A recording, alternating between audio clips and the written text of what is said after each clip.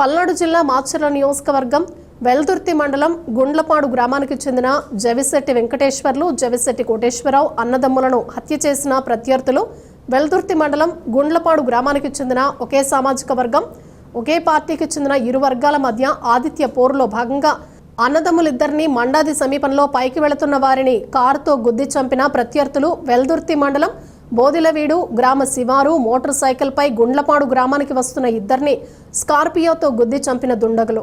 ఈ హత్యకు తోట చంద్రయ్య కుటుంబానికి ఎటువంటి సంబంధం లేదని, హత్య చేయడానికి గల కారణాలను పరిశీలిస్తున్నట్లు శ్రీ ఎస్పీ కంచి శ్రీనివాసరావు ఐపీఎస్ తెలిపారు.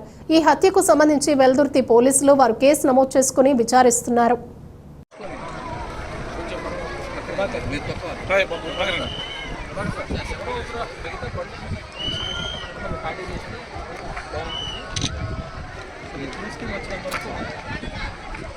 బాబు మీరందరూ బయటకు వెళ్ళిపోండి.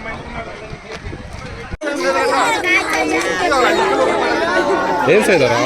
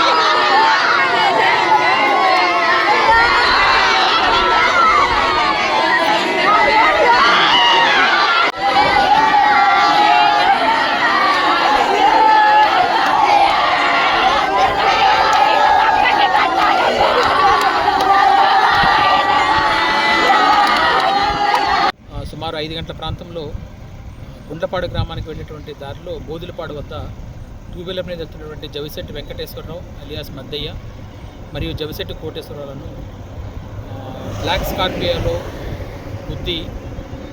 గుద్దడం జరిగింది. ఇందులో చనిపోయిన వారికి తోట చంద్రయ్య గారి కుటుంబానికి ఎటువంటి బంధుత్వం లేదు. మరియు ఇద్దరు కూడా టీడీపీ పార్టీకి చెందిన వారే.